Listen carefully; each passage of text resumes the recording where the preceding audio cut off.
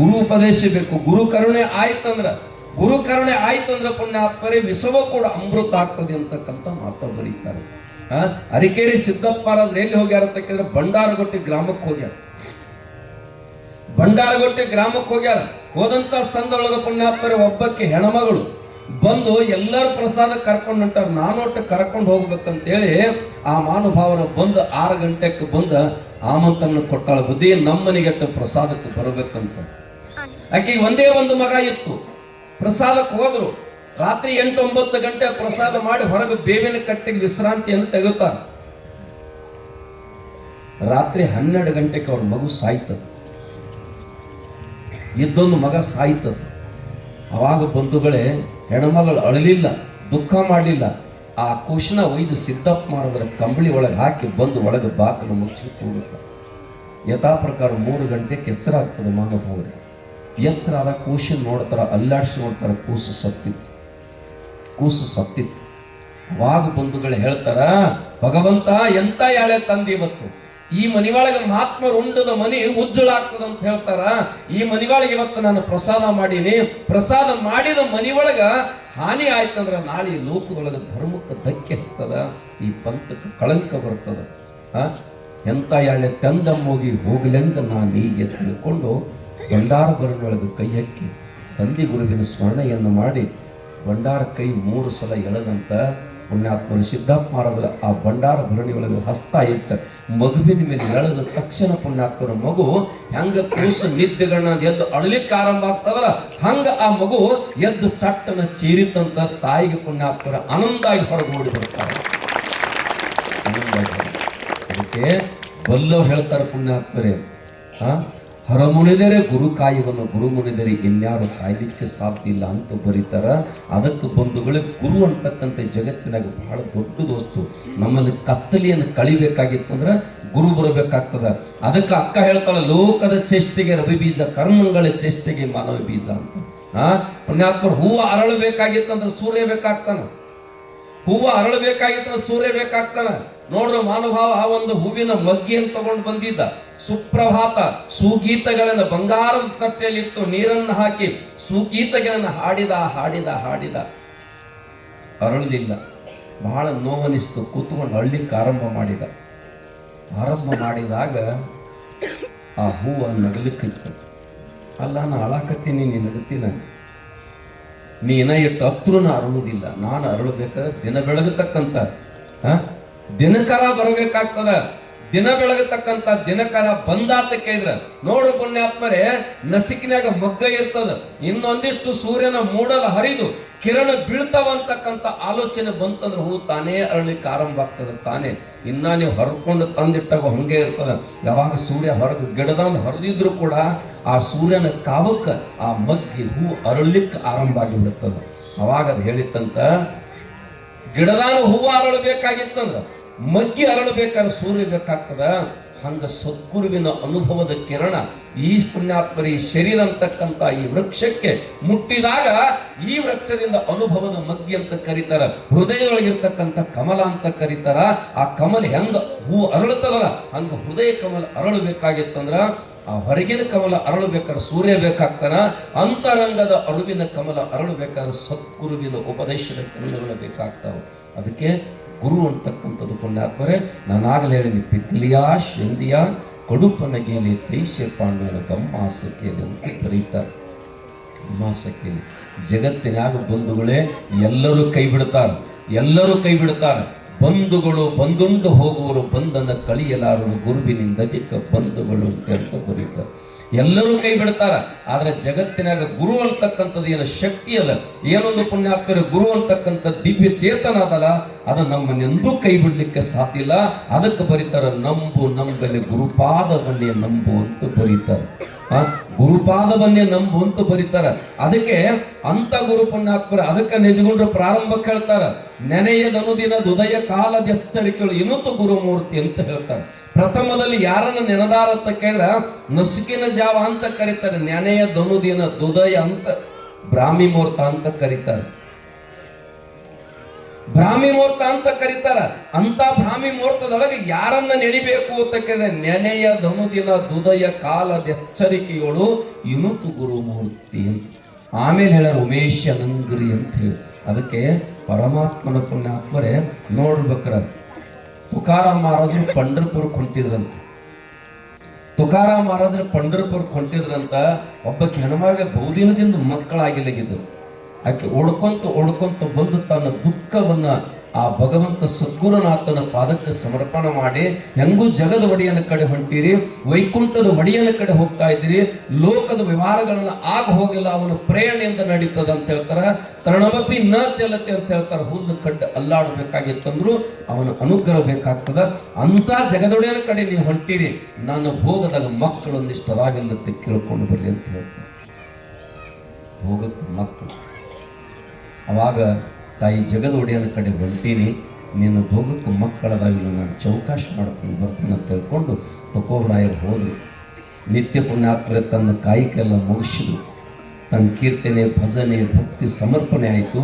ಆದಂಥ ಸಂದರ್ಭದೊಳಗೆ ಬಂಧುಗಳು ಏನಾಗ್ತದೆ ಅಂತ ಕೇಳಿದ್ರೆ ಹೇಳ್ತಾನೆ, ಭಗವಂತಗ ದಾರಿಯಲ್ಲಿ ಬರೋ ಕಾಲಕ್ಕೆ ಇಂಥ ಒಬ್ಬ ಅಂತಃಕರಣ ಪೂರ್ವಕವಾಗಿರ್ತಕ್ಕಂಥ ಭಕ್ತಳು ಬಂದು ನನ್ನಲ್ಲಿ ಪ್ರಾರ್ಥನೆಯನ್ನು ಮಾಡ್ಕೊಂಡಾಳ, ಆಕೆಗೆ ಸಂತಾನ ಬೇಕಂತ ಹೇಳ, ಯಪ್ಪ ಒಂದಿಷ್ಟು ಆಶೀರ್ವಾದ ಮಾಡಲ್ಲ.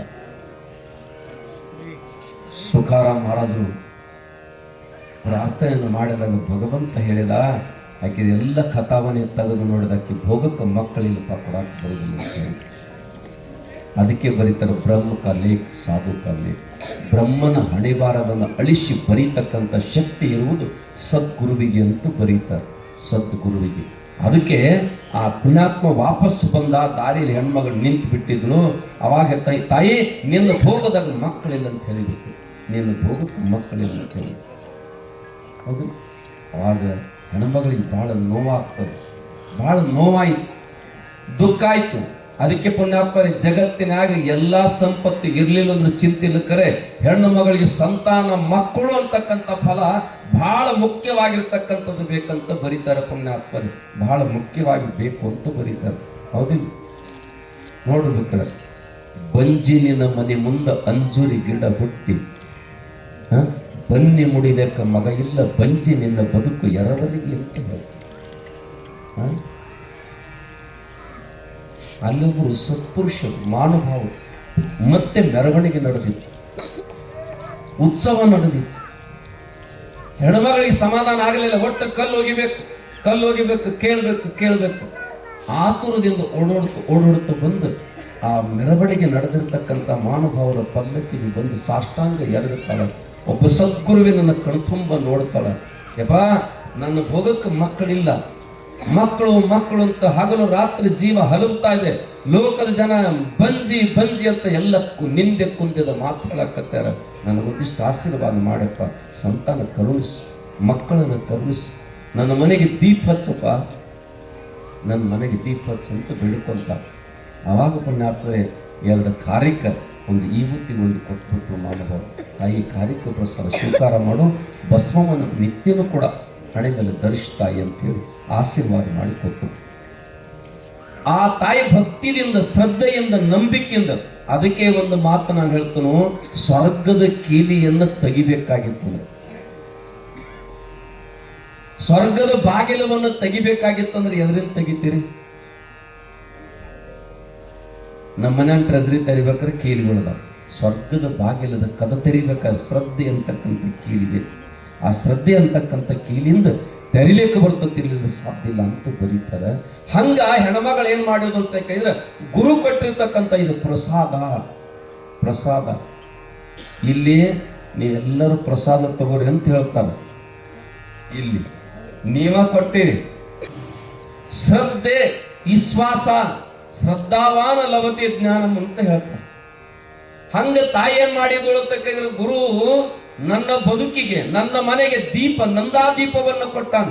ನಾವೆಲ್ಲ ಗಮನ ಇಟ್ಕೊಂಡು ಪುಣ್ಯಾತ್ಮರೇ, ಪಣತಿ ಬಂಗಾರದ್ರ ಇರಲಿ, ಬೆಳ್ಳಿದ್ರೆ ಇರಲಿ, ಮಣ್ಣಿಂದ್ರ ಇರಲಿ, ಕಂಚಿಂದ್ರ ಇರಲಿ, ಯಾಕ್ರಿ ಪಣತಿ ಶ್ರೀಮಂತ ಇದ್ದಂದ್ರೆ ಬಂಗಾರದ ಹಚ್ಚಾನ, ಅದ್ರಾಗ ಒಂದಿಷ್ಟು ಕಡಿಮೆ ಇದಾವಂದ್ರೆ ಬೆಳ್ಳಿದ ಹಚ್ಚಾನ, ಅದ್ರಾಗ ಪುಣ್ಯಾತ್ಮ ಒಂದಿಷ್ಟು ಅನುಕೂಲ ಇಲ್ಲ ಕಂಚಿಂದ ಹಚ್ಚಾನ, ಇನ್ನು ಸಂಪೂರ್ಣ ಅನುಕೂಲ ಇಲ್ಲ ಮಣ್ಣಿಂದ ಹಚ್ಚಾನ. ಪಣತಿ ಮಣ್ಣಿದ್ದಿರಲಿ, ಬೆಳ್ಳಿದಿರಲಿ, ಕಂಚಿಂದಿರಲಿ, ಬಂಗಾರದಿರಲಿ, ಆದ್ರೆ ದೀಪ ಮಾತ್ರ ಬೆಳಕು ಅಂತಕ್ಕಂಥದ್ದು ಏನದಲ್ಲ, ಅದಕ್ಕೆ ಯಾರು ಬೆಲೆ ಕಟ್ಟಲಿಕ್ಕೆ ಬರುವುದಿಲ್ಲ. ಪುಣ್ಯಾತ್ಮರೇ, ಆ ಪಣತಿ ಬಂಗಾರ ಬೆಳ್ಳಿ ಮುಖ್ಯ ಅಲ್ಲ, ಬೆಳಕು ಮುಖ್ಯದಲ್ಲ. ಹಂಗ ಗುರು ಯಾವ ಜಾತ್ಯವ, ಯಾವ ಕುಲದವ, ಯಾವ ಧರ್ಮದವ ನಿಮಗೆ ಬೇಕಾಗಿಲ್ಲ. ಈ ಗುರುವಿನ ಉಪದೇಶವನ್ನು ಪಡೆದುಕೊಂಡು ಬಳಕ ಮನಸ್ಸು ಮಾದೇವನ್ನು ಮಾಡ್ಕೊಳ್ಳೋಕೆ ಸಾಧ್ಯ ಐತೆ ಅಂತಕ್ಕಂಥದನ್ನ ಒಂದನ್ನು ನಾವು ಆಲೋಚನೆ ಯಾರು ಮಾಡ್ತೀರಿ ಅವ್ರು ಹೋಗಿ ಸಾರ್ಥಕತೆಗೆ ಮುಟ್ತಿರ್ಬೇಕು. ನೀವಂತೀರಿಲ್ಲ, ಎಮ್ಮಿ ಯಾರ ಒಳ್ಯಾಗ ಮೇದು ಬಂದೈತೆ ಅಂತ ಕೇಳಕ್ಕೆ ಹೋಗ್ತೀರಿ, ಹಾಲು ತಿಂತೀರಿ. ನಿಮ್ಮ ಭಾಷೆದಾಗ ಹೇಳ್ಬೇಕಾದ್ರೆ ಇವತ್ತು ಎಲ್ಲಿ ಯಾರು ಹೊಲ ಮೇದು ಬಂದೈತಿ, ಎದರೋದವು ಗದ್ಲಕ್ಕೆ ಹೋಗ್ತೀರಿ, ಒಟ್ಟು ಹಾಲು ಬೇಕೈತೆ. ಹಂಗ ನಮ್ಮ ಬದುಕಿನೊಳಗ ಪುಣ್ಯಾತ್ಮರೇ ಅಜ್ಞಾನ ಅಳಿಬೇಕಾಗೈತಿ, ಜ್ಞಾನದ ಜ್ಯೋತಿ ಬೆಳಗಬೇಕಾಗೈತಿ. ಅದಕ್ಕೆ ಆ ಪಣತಿ ಬಂಗಾರ ಬೆಳ್ಳಿ ಕಂಚು ತಾಮ್ರ ಹಿತ್ತಾಳಿ ನಮಗೆ ಬೇಕಾಗಿಲ್ಲ. ಜ್ಯೋತಿ ಬೆಳಗಲಿಕ್ಕೆ ಏನು ಬೇಕು ಅಂತಕ್ಕಂದ್ರೆ ಪಣತಿ ಬೇಕು, ಒಂದಿಷ್ಟು ಎಣ್ಣೆ ಬೇಕು. ಆ ಜ್ಯೋತಿ ಅಂತಕ್ಕಂಥ ಸದ್ಗುರುವಿಗೆ ನಾವು ಪುಣ್ಯಾತ್ಮರೇ ಜಾತಿ ಮತಪಂಥವೆನ್ನದೆ ಜಾತಿ ಮತಪಂಥವೆನ್ನದೆ ನಾವು ಶರಣಾಗತಿ ಹೊಂದಿದಾಗ ನಮ್ಮ ಬದುಕು ಉತ್ಸವ ಆಗ್ತದೆ, ನಿತ್ಯೋತ್ಸವ ಆಗ್ತದೆ. ಹಂಗ ತಾಯಿ ಶ್ರದ್ಧೆಯಿಂದ ಗುರುಪ್ರಸಾದ ಅಂತ ತಿಳ್ಕೊಂಡು, ಗುರುಪ್ರಸಾದ ಒಂದಿಷ್ಟು ಕೈ ಮುಟ್ರಂತೀರಿ, ಕಾಲು ಹಾಕ್ರಂತೀರಿ, ನೀವೊಂದಿಷ್ಟು ಮುಟ್ಟಿ ಕೊಡ್ರಿ ಅಂತೀರಿ ಕೈ. ಅದಕ್ಕೆ ಪುಣ್ಯಾತ್ಮರೇ ಮೂರ್ತಿ ತಯಾರಾಗ್ಯದ, ಮೂರ್ತಿ ತಯಾರಾಗ್ಯದ, ಲಕ್ಷ ಲಕ್ಷ ದುಡ್ಡು ತಗೊಂಡಾನ, ಹೊಡೆದಾನ. ಅದು ದೇವರಾಗಬೇಕಾಗಿತ್ತಂದ್ರಿ, ಕಲ್ಲಿಗೆ ದೇವರು ಮಾಡ್ತಾನೆ ಸದ್ಗುರುನಾಥ, ನಮಗೆ ದೇವರ ಮಾಡೋದಿಲ್ಲ. ಆದ್ರೆ ನೀವು ದೇವರಾಗಬೇಕನ್ನೋ ಇಚ್ಛಾನ ನಿಮಗಿಲ್ಲ. ಯಾರು ಹೇಳ್ರು ನೋಡು ನಾವು ದೇವರಾಗಬೇಕಂತ ಯಾರು ಬಿಡ್ಕೊಂಡ್ರಿ?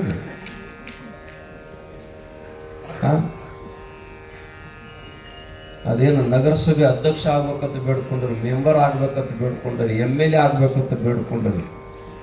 ಹೋಗ್ಲಿ ನಾವು ಪುಣ್ಯಾತ್ಮರ ಕುರ್ಚಿ ಎಷ್ಟು ಮಂದಿ ಬಡ್ದಾಡತೈತಿ, ನಾ ಮುಖ್ಯ ಆಗ್ಬೇಕು, ನೀವು ಮುಖ್ಯ ಆಗ್ಬೇಕು. ಆದ್ರೆ ನಾ ದೇವರಾಗಬೇಕಂತ ಯಾರು ಬೇಡ್ಕೊಂಡ್ರಿ? ದೇವರಾಗಬೇಕಾದ್ರೆ ಸುಮ್ಮ ಬರುದಿಲ್ಲ, ಭಾಂಡೋಲ ಬೇಕಲ್ಲ. ವ್ಯಾಪಾರ ಮಾಡ್ಬೇಕಾದ್ರೆ ಭಾಂಡೋಲ ಬೇಕಲ್ಲ. ವ್ಯಾಪಾರ ಏನಾಗಾಯ್ತು ಅಪಾರ ನಿಮಗಾಯ್ತು ಅಂತ ಬರೀತಾರ ದಾಸರು. ಹಂಗ ಶ್ರದ್ಧೆ ಅಂತಕ್ಕಂಥ ಹೆಣ್ಮಗಳು ನನ್ನ ಮನೆಯ ಬಾಳನ್ನು ಬೆಳಗತಕ್ಕಂಥ ಜ್ಯೋತಿ ನಂದಾದೀಪ ಕೊಟ್ಟಾನ ತಿಳ್ಕೊಂಡು ಶ್ರದ್ಧೆಯಿಂದ ಭಕ್ತಿಯಿಂದ ಸ್ವೀಕಾರ ಮಾಡಿದ್ರು. ಹಣೆಗೆ ನಿತ್ಯನೂ ಭಸ್ಮವನ್ನು ಧರಿಸಿದ್ರು. ಬೆಳೀತಕ್ಕಂಥ ಉದುರಕ್ಕೂ ಕೂಡ ಪುಣ್ಯಾತ್ಮರ ಭಸ್ಮವನ್ನು ಲೇಪನ ಮಾಡತಕ್ಕಂಥ ಗರ್ಭ ಸಂಸ್ಕಾರ ಅಂತ ಕರೀತಾರೆ. ಮುಂದೆ ಕಾಲಾಂತರವಾಗಿ ಪುಣ್ಯಾತ್ಮರ ಆ ತಾಯಿ ಒಂದು ಗಂಡಸು ಮಗ ಹುಟ್ಟುತ್ತದೆ. ಮತ್ತೆ ಯಥಾ ಪ್ರಕಾರ ತೊಕಾರ ಮಾರದಲ್ಲಿ ವಾರಿ ಹೊಂಟಿದ್ರು. ಆ ಹೆಣ್ಮಗಳು ಕೋಶನ ತಗೊಂಡು ಎದುರಿಗೆ ನಿಂತಿದ್ರು. ಕೇಳಿದ್ರೆ ಯಾಕೆ ಹೊಂಟಿರಿ ಪಂಡ್ರಪುರಕ್ಕೆ ಅಂದಳಕ್ಕೆ. ಯಾಕೆ ನಾನು ಭೋಗದಾಗ ಮಕ್ಕಳೆಲ್ಲತ್ತ ನಿಮ್ಮ ದೇವ್ರು ಹೇಳ್ಯಾರಂತೀರಿ, ನನಗೆ ಮಗ ಆಗೈತೆ ನೋಡು. ಹೆಂಗೆ ಕೊಟ್ರಿ ನಿನಗೆ ಮಗ? ನೀವೇನು ಹೇಳಿ ಹೋದ್ರಿ, ತಾಪ ಹೆಚ್ಚಾಗಿತ್ತು, ದುಃಖದಾಗ ಕೂತೀನಿ, ಕನಸು ಬಿದ್ದಂಗಾಯ್ತು, ಕನಸಿನಾಗ ಒಬ್ಬ ಯುಗ ಸತ್ಪುರುಷ ಬಂದಂಗಾಯ್ತು ಅಂತ ಎದ್ದು ಮನೆ ಬಿಟ್ಟು ಹೊರಗೆ ಬಂದು ನೋಡುತ್ತಾನ. ಅಂಬಾರಿ ಮೇಲೆ ಮೆರವಣಿಗೆ ನಡೆದಿತ್ತು. ಅಂಬಾರಿ ಮೇಲೆ ಇಳಿದ ತಕ್ಷಣ ಹೋಗಿ ಸಾಷ್ಟಾಂಗ ನಮಸ್ಕಾರ ಎರಗಿದಾಗ ನನ್ನ ಕಣ್ಣಿನ ಹರಿ 3 ಹನಿ ಆ ಮಹಾತ್ಮನ ಪಾದದ ಮೇಲೆ ಬಿದ್ದಾಗ ತಾಯಿ ಯಾಕೆ ದುಃಖದ ಕಣ್ಣೀರಂತ ಕೇಳ. ಯಪ್ಪ ನನಗೆ ಸಂತಾನಿಲ್ಲ, ಮಕ್ಕಳು ಮನೆ ಬೆಳಗಲಿಕ್ಕೆ ಮಗ ಬೇಕು, ವರ್ಷಕ್ಕೆ ದೀಪ ಬೇಕಂತ ಹಂಬಲಿಸಿ ನಾನು ತೆಕ್ಕಿ ಬೆಳೆದಾಗ ಆ ಪುಣ್ಯಾತ್ಮರಿ 2 ಕಾರ್ಯಕ್ಕೆ ಒಂದು ವಿಭೂತಿಯನ್ನು ಪ್ರಸಾದವಾಗಿ ಕೊಟ್ಟರು. ತಾಯಿ ವರ್ಷ ತುಂಬುಗೊಡದ ಜ್ಯೋತಿ ಜಗಜ್ಯೋತಿಯಾಗಿ ಬೆಳೆದತಕ್ಕಂಥ ಮಗ ನಿನಗೆ ಹೋಗ್ತಾ ಹೋಗ್ತಾಯಿ ಅಂತ ಹೇಳಿದ್ದ ಆ ಪುಣ್ಯಾತ್ಮ. ಅವಾಗ ತುಕಾರಾಮ್ ಮಹಾರಾಜರು ಹೋದ್ರಂತ, ಪರಮಾತ್ಮನೇ ನಾನು ಮಕ್ಕಳ ಕೇಳಿದ ದಾರ್ಯಾಗ ಹೆಣ್ಮಗಳು ನಿಂತಾಳಂತ ಹೇಳಿ ನಾನು ಕೇಳಿದಾಗ ಆಕಿ ಭೋಗದಾಗ ಮಕ್ಕಳೆಲ್ಲಂದಿ ಮತ್ತು ಮಕ್ಕಳು ಹೆಂಗಾದು ಅಂತ ಕೇಳಿದ್ರಂತ. ಪರಮಾತ್ಮ ಹೇಳಿದಂತ ಒಬ್ಬ ಸತ್ಪುರುಷ, ಒಬ್ಬ ಮಹಾತ್ಮ, ಒಬ್ಬ ಗುರು ನುಡಿದದ್ದು ವಾಣಿಯನ್ನು ಸುಳ್ಳು ಮಾಡೋ ಶಕ್ತಿ ನನಗಿಲ್ಲಪ್ಪ. ಅದನ್ನು ರಚನೆ ಮಾಡಬೇಕಾಗಿರೋದು ನನ್ನ ಕರ್ತವ್ಯ ಐತಿ. ನೀನು ಕೂಡ ನಿಂತು ಪ್ರಸಾದ ಕೊಟ್ಟ ಮಕ್ಕಳಾಗ್ತಾ ಒಂದಿದ್ರೆ ಅದಕ್ಕೂ ಕೂಡ ಶುದ್ಧ ಆಗ್ತಿತ್ತು. ನೀ ನನ್ನ ಕಡೆ ತಗೊಂಡು ಬಂದು ಅವ್ರು ತನ್ನಲ್ಲಿ ತಾನ ಕೊಟ್ಟುಬಿಟ್ಟು ಅದಕ್ಕೆ ಜಗತ್ತಿನಾಗ ಪುಣ್ಯಾತ್ಮರೇ ಗುರು ಬಹಳ ಮುಖ್ಯವಾಗಿರ್ತಕ್ಕಂಥದ್ದು ಬೇಕು ಅಂತ ಬರೀತಾರೆ. ಅದಕ್ಕೆ ಬರೀತಾರೆ, ಕಲ್ಲೊಳು ಹೊನ್ನುಂಟು ಉದಕದೊಳಗೆ ಅಗ್ನಿ ಉಂಟು, ಹಾಲೊಳಗೆ ತುಪ್ಪುಂಟು, ಅಂತರ್ಯಾಮಿಯಲ್ಲಿರ್ತಕ್ಕಂಥ ಶಿವನು ಇತ್ತನು ಕತ್ತಲೆಯಲ್ಲಿ ಕಾಣಬಾರದು ಅಂತ ಬರೀತಾರೆ. ಹಾಲಿನೊಳಗೆ ತುಪ್ಪ ಐತಿ, ಎಳ್ಳಿನೊಳಗೆ ಎಣ್ಣೆ ಐತಿ, ಕಲ್ಲಿನೊಳಗೆ ಪುಣ್ಯಾತ್ಮರ ಶಿಲೆ ಐತಿ ಅಂತ ಹೇಳ್ತಾರೆ. ಅಂತರಂಗದೊಳಗೊಬ್ಬ ಪರಮಾತ್ಮ ಅದನ್ನಂತೂ ಬರೀತಾರೆ, ಅಂತರಂಗದೊಳಗೆ ಪರಮಾತ್ಮ. ಆದರೆ ಅದನ್ನು ಕಾಣಬೇಕಾಗಿತ್ತಂದ್ರೆ ಬಂಧುಗಳೇ ಬಹಳ ಅಪರೂಪವಾಗಿ ತೋರಬಲ್ಲ ಗುರು ಸುಳಿಯನ್ನು ಕೂಡಲ ಸಂಗಮ ದೇವ ಅಂತ ಬರೀತಾರೆ. ತೋರ್ಸಾಕೊಬ್ಬ ಬೇಕು. ಹೆಂಗೆ ನಿಮ್ಮ ಮನ್ಯಾಗ ಕನ್ನಡಿ ಎಲ್ಲ ಹೊಲಸಾರ ಹೋಗಿ ನಿತ್ರ ಮುಖ ಕಾಣ್ತದೆ, ಅದನ್ನು ಒರೆಸ್ಬೇಕಿಲ್ರಿ. ಕನ್ನಡಿ ವರ್ಷದಾಗ ನಿಮ್ಮ ಮುಖ ಫಳ ಫಳ ಫಳ ಆಗ್ಲಕ್ಕತ್ತದ. ಹಂಗೆ ನಮ್ಮಲ್ಲಿ ಅಂತಃಕರಣ ಅಂತಕ್ಕಂಥ ಕನ್ನಡಿ ಹೊಲಸಾಗೈತಿ. ಈ ಹೊಲಸನ್ನು ತೊಳಿಬೇಕು. ಅದಕ್ಕೆ ಹೇಳ್ತಾರೆ ಮನದ ಮೈಲಿಗೆಯನ್ನು ತೊಳೆದು, ಮನದ ಮೈಲಿಗೆಯನ್ನು ತೊಳೆದು ಬದುಕಿನ ಕಳೆಯನ್ನು ಹೆಚ್ಚಿಸಿದ ಗುರು ದೊರಕಿದ, ಗುರು ದೊರಕಿದ ಅಂತಕ್ಕಂಥ ಮಾತು ಬರೀತಾರೆ. ಗುರು ಬಹಳ ಮುಖ್ಯವಾಗಿದೆ. ಅದಕ್ಕೆ ಬಂಧುಗಳೇ, ಮನುಷ್ಯ ಜನ್ಮಕ್ಕೆ ಬಂದ ಮೇಲೆ ಗುರುಪುತ್ರ ಆಗಲಿಲ್ಲ ಅಂದ್ರೆ ಅವರಿಗೆ ಸ್ವರ್ಗ ಸಿಗಾಗಿಲ್ಲ ಅಂತ ಹೇಳ್ಯಾರ. ಗುರುವಿನ ಮಕ್ಕಳಾಗಲಿಲ್ಲ ಅಂದ್ರೆ ಸ್ವರ್ಗ ಸಿಗಾಗಿಲ್ಲ ಅಂತ ಹೇಳ್ಯಾರ. ಅದಕ್ಕೆ ನಾವು ಗುರುವಿನ ಮಕ್ಕಳಾಗಬೇಕು ಅಂತ ಎಲ್ರಿ ಪೂಜಾ ಪುನಸ್ಕಾರ ಅದು ನಿಯಮ ನಿಷ್ಠೆ ನಮ್ಮ ಕೈಲಿ ನೀಗುವುದಿಲ್ಲ. ಬಂಧುಗಳೇ, ಪ್ರಪಂಚದಾಗ ಎಷ್ಟು ಹೈರಾಣ ಆದರೂ ಕೂಡ ಹಗಲು ರಾತ್ರಿ ಬಡ್ಕೊತೀರಿ. ಅದಕ್ಕಿಂತ ಭಾಳ ವಜ್ಜೆ ಐತಿ ಅಂತೀರಿ ಗುರುಪುತ್ರ ಆಗೋದು. ಅದಕ್ಕಿಂತ ಭಾಳ ವಜ್ಜೆ ಐತಿ ಅಂತೀರಿ. ಅದ್ರ ಕರೆ ನಮ್ಮಲ್ಲಿ ಏನಾಗಿತ್ತು ಅಂದ್ರೆ ಗುರುವಿನ ಮಕ್ಕಳು ಆಗೋದು ಪುಣ್ಯ, ಸುಕೃತದ ಪುಣ್ಯ ಬೇಕು. ಎಂಥವ್ರಿಗೆಲ್ಲ ಅದೆಲ್ಲ ಮಾರ್ಕೆಟ್ದಾಗ ತಗೊಳ್ಳೋ ವಸ್ತು ಅಲ್ಲ, ಮಾರ್ಕೆಟ್ದಾಗ ತಗೊಳ್ಳೋ ವಸ್ತು ಅಲ್ಲ ಪುಣ್ಯಾತ್ಮರೇ. ಗುರು ನಮಗೆ ಉಪದೇಶ ಮಾಡಬೇಕಾಗಿತ್ತಂದ್ರೆ, ಗುರು ಧ್ವರಿಬೇಕಾಗಿತ್ತಂದ್ರೆ, ಗುರುವಿನ ಅನುಗ್ರಹ ಆಗಬೇಕಾಗಿತ್ತಂದ್ರೆ ಪುಣ್ಯಾತ್ಮರೇ ಮೊದಲು ಸೋಸಿ ನೋಡ್ತಾನೆ. ಸೋಸಿ ನೋಡ್ತಾನೆ. ಒಂದಲ್ಲ ಎರಡಲ್ಲ 7 ಯುಗದಾಗ ಸೋಷಾನ, 7 ಯುಗದಾಗ ಸೋಷಾನ. ಕೊನೆಗೆ ಪುಣ್ಯಾತ್ಮರೇ ಆಶೀರ್ವಾದ ಮಾಡ್ಯಾರ. ಸುಮ್ಮ ಸಿಗಲಿಕ್ಕೆ ಸಾಧ್ಯ ಇಲ್ಲ. ಆದರೆ ಗುರು ಪುಣ್ಯಾತ್ಮರ ಜಗತ್ತಿನೊಳಗೆ ಮಾನವನನ್ನು ಮಹಾದೇವನಾಗಿ ಮಾಡ್ತಕ್ಕಂಥ ಶಕ್ತಿ ಇರುವುದು ಗುರುವಿಗೆ ಅಂತ ಕರೀತಾರೆ ಪುಣ್ಯಾತ್ಮರೇ, ಗುರುವಿಗೆ ಅಂತ ಕರೀತಾರೆ. ಅದಕ್ಕೆ ಕಬೀರ ಕೂಡ ಬರೀತಾನೆ. ಏನು ಕಬೀರ ಹೇಳ್ತಾರೆ ಪುಣ್ಯಾತ್ಮರು, ಗುರು ಮತ್ತು ದೇವರು ಏಕಕಾಲಕ್ಕೆ ಭೇಟಿಯಾದಾಗ ಯಾರಿಗೆ ನಮಸ್ಕಾರ ಮಾಡ್ತೀಯ ಅಂತಕ್ಕಂಥ ಮಾತನ್ನು ಕೇಳಿದಾಗ ಮೊದಲು ನಾನು ಸದ್ಗುರುವಿಗೆ ನಮಸ್ಕಾರ ಮಾಡ್ತಾನೆ ಅಂತ ಹೇಳ್ತಾನೆ.